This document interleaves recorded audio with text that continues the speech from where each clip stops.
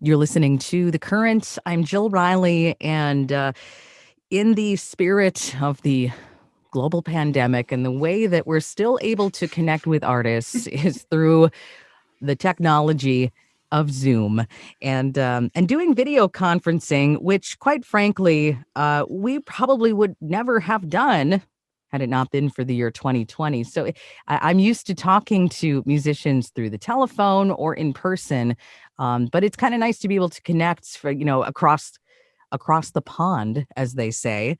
I'm very happy to be joined by Jess and Camilla of the Staves. How are you? How are you ladies doing? Hi. Hey, we're all right. Yeah, we're still, still alive, still here, still in kind of a frozen state of being, which is We're on I guess pause. the I like to most. say we're on Yeah, pause. we're on pause. Yeah. But actually, this is one of the most exciting things that we get to do because we haven't been able to do very much at all. So we're so happy to be on a Zoom with you. This is great. You're like, press? We get to do press? Yes. Yeah. To see new people and to hear new voices. So now you're both together in London, right? Yes. Okay, Yes, so we're we missing are. a stave. We're missing a stave on this call because there are three of We you.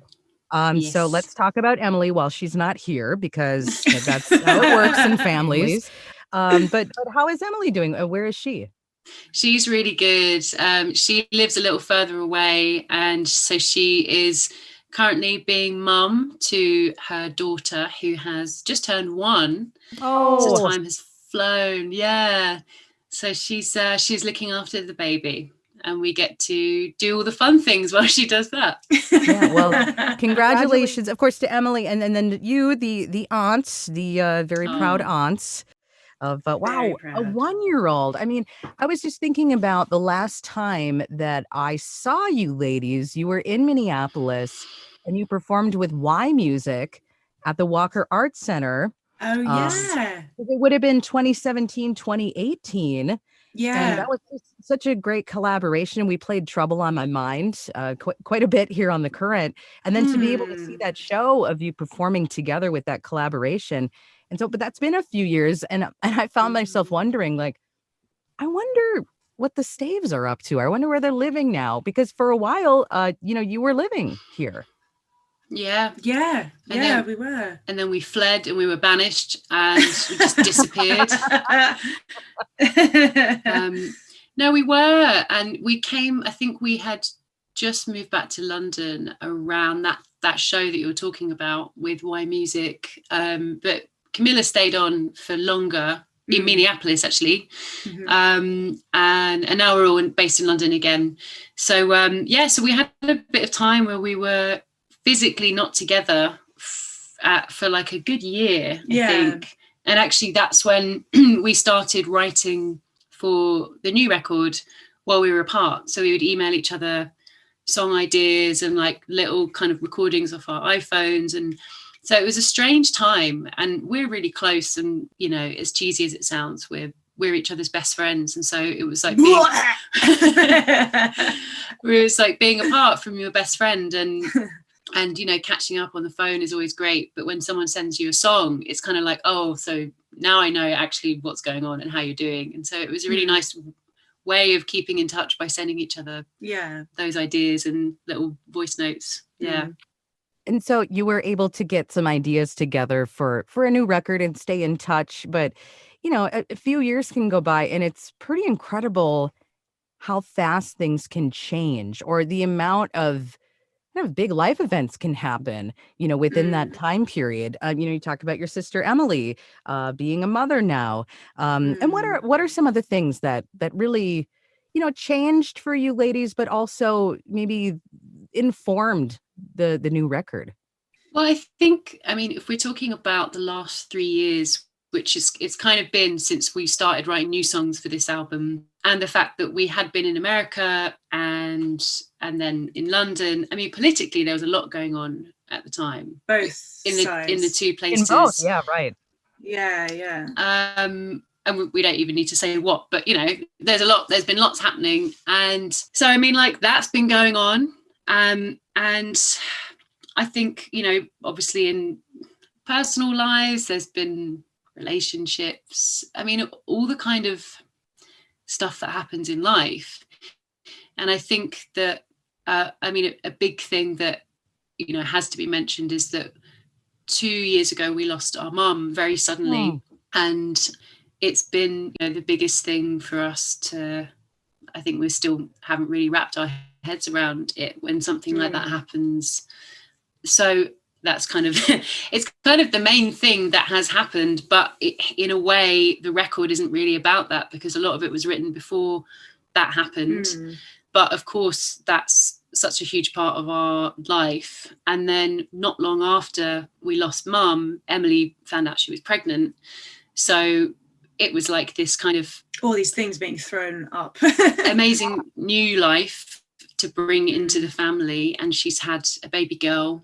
And so I think there's this themes of womanhood that came up. And obviously intrinsically the fact that we are women, but themes of motherhood and sisterhood and womanhood just felt so present. And the song Good Woman, Camilla had started and had sent all the demos for, just kind of kept rising to the top of album titles. And it just felt like this has to be the one. It feels like, what it is to be a good woman and all those things. It just felt like made the most sense for us. Yeah. So we've been playing the song Good Woman on The Current, and it is the title track of the new record, which is coming out in early February. Something to really look forward to, in the new year. We keep saying about the new year. I'm just really anticipating such great music coming out, after, especially the year 2020, but, after people have had, some time to, process the pandemic, process the political, environment. And then also, for you ladies to, process everything that's happened to you. And I just so relate to what happened, with your mother. I lost my mother when I was 25. And, it's, you think that you're going to kind of know how to grieve, or that there's some sort of set up process for that. But it's been 13, almost 14 years now. And there are still times where you take that grief with you forward. But then they're able to stay with you. They're able to stay with you.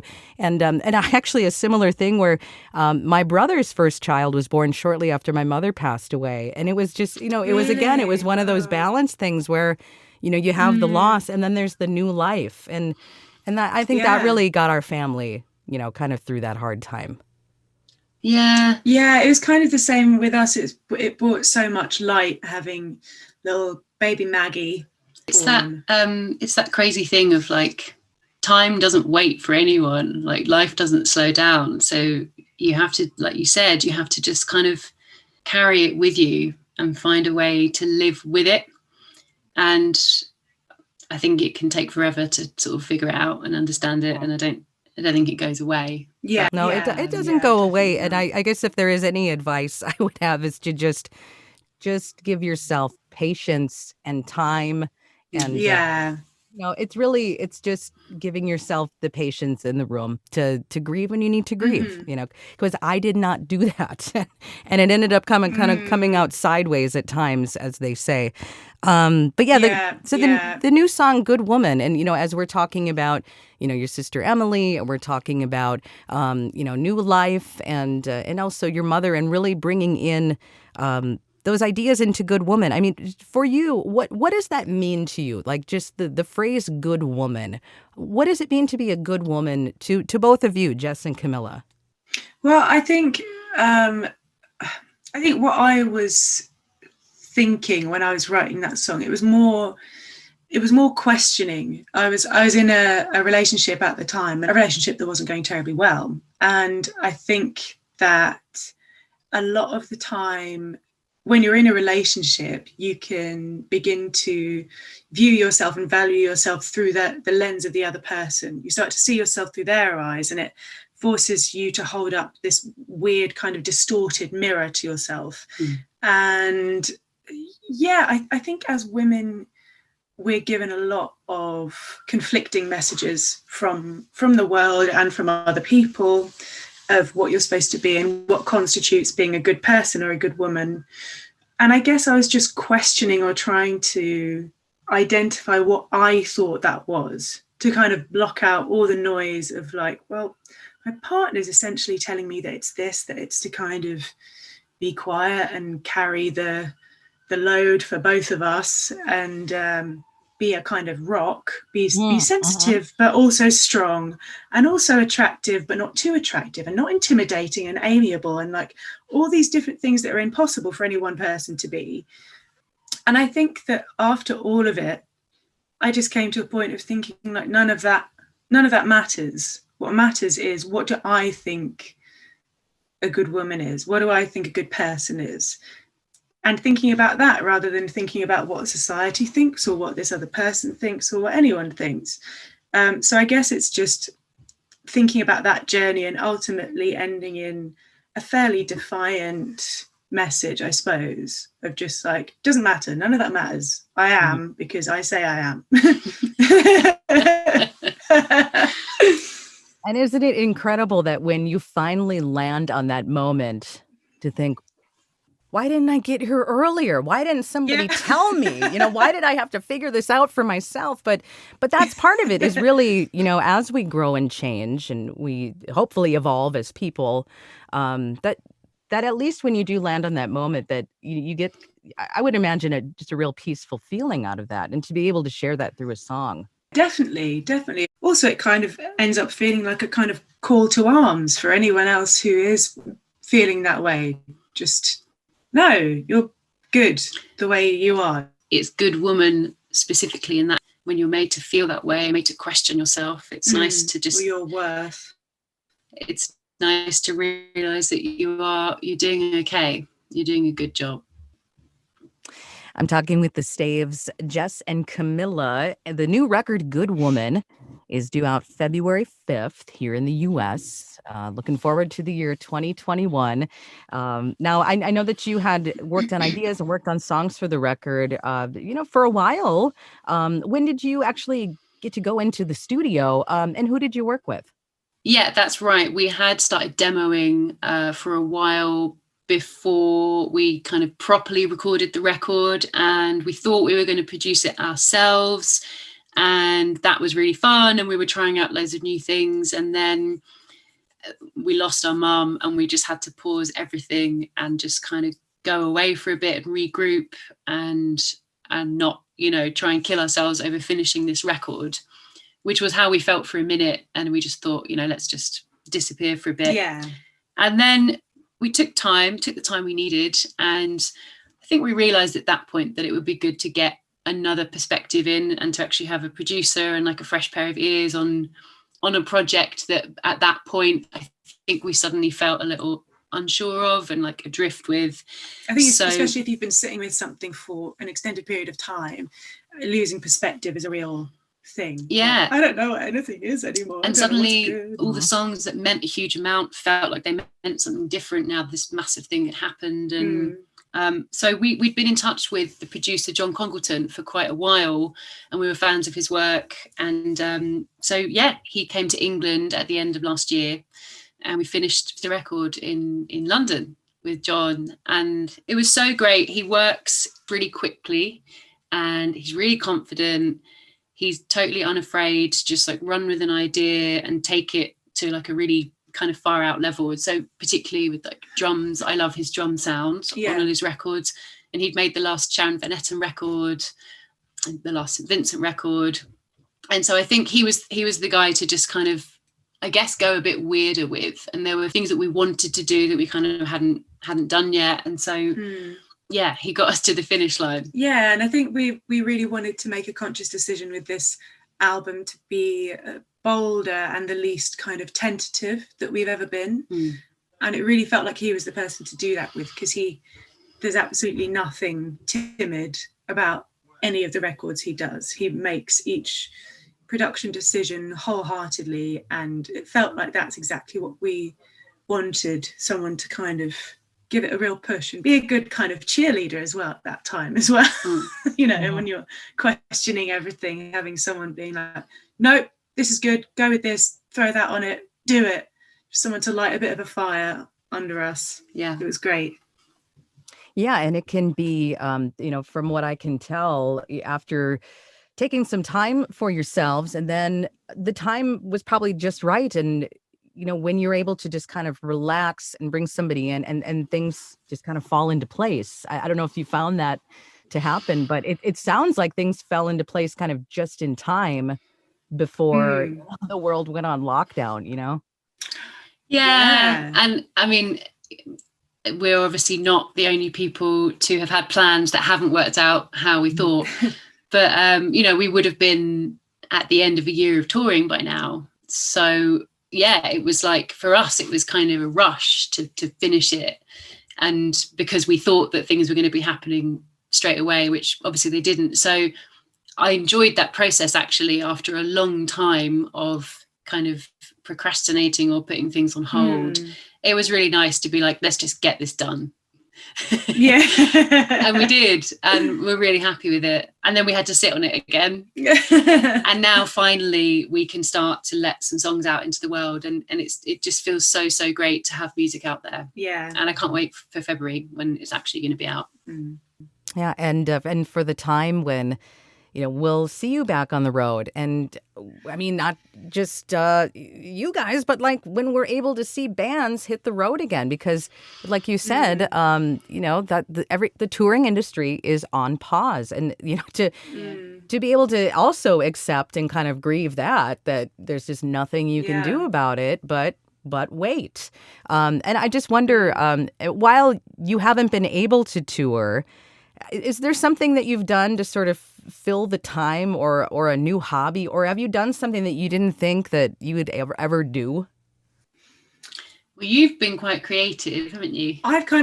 So I don't know how other musicians have done it, but when kind of proper lockdown happened over here, I was just maybe because we'd kind of been in album mode and had just finished an album, I just couldn't be inspired to make any music. So instead I did literally anything but. So I knitted, I made a patchwork quilt, I made chutney, I infused alcohol with various things.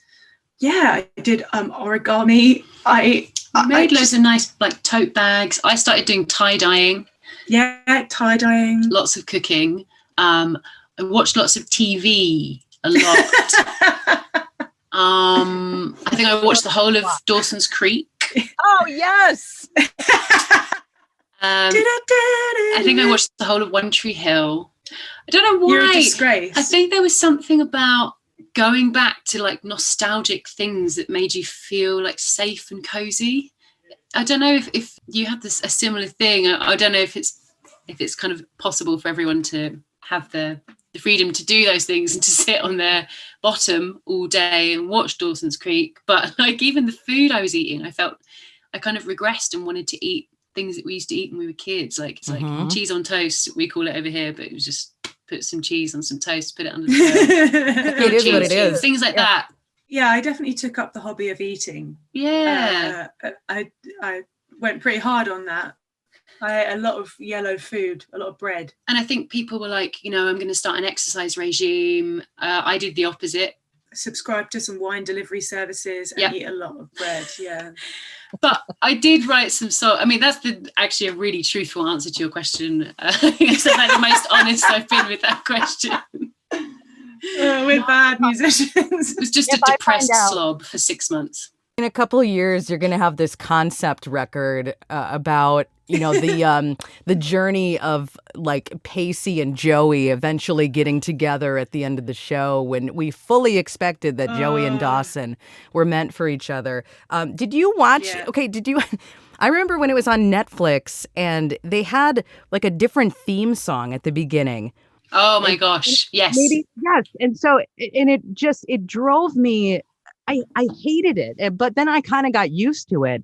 And then the finale, they finally played the Paula Cole intro song, and I stood up and I realized that I was weeping because I was feeling like I felt like I was back in the 10th or 11th grade when it actually was on TV. And but I get that feeling is like you just want to feel like you did 20 years ago, just to feel something different, Oh, Yeah. I totally get that. Gosh. I have actually done some research into that song. I don't know if we have time to talk about it, but that song is written by a Canadian artist called Jan Arden. And what happened was she was given a brief to write this theme song for the show.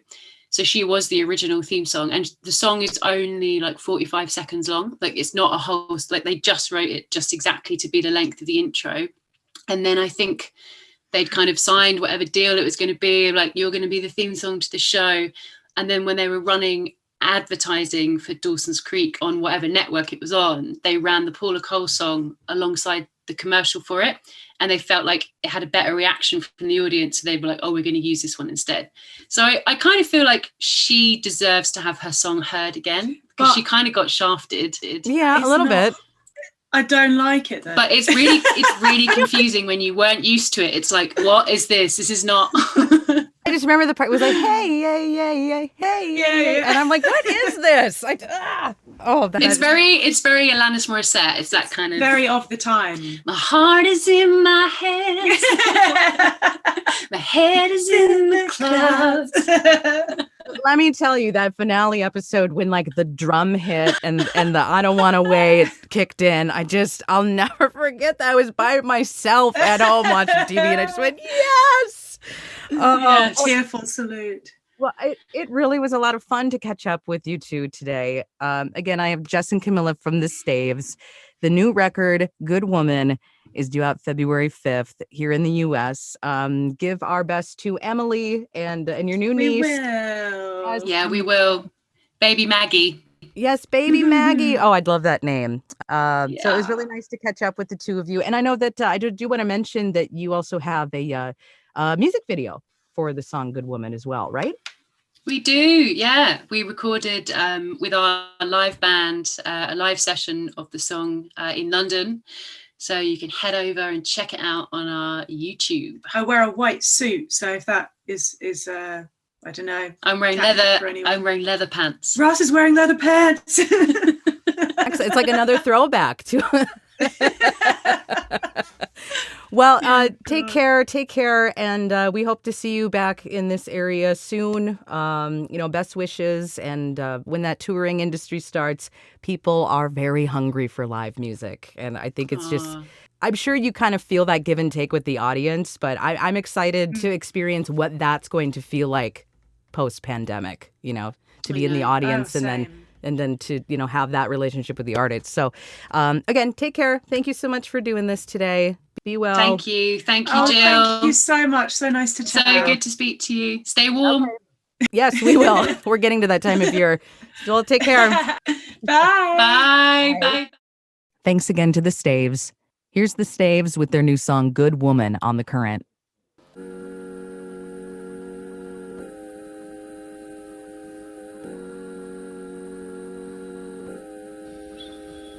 Well, you say what you want, and you never go back. And that song is a song, even buried in the black. Well, I cover my mouth, and I straighten my back. Well, I cover my mouth, and I straighten my back. I'm a good woman. I'm a good woman. Be kind, 'cause I'm a good woman. Being raised in the light, I feel like a fool. 'Cause your game isn't fun if I never know the rules. And you're measuring out, but you're coming off cruel. And you say what you say and you send me away. Now you're on me like I'm a good woman. I'm a good woman.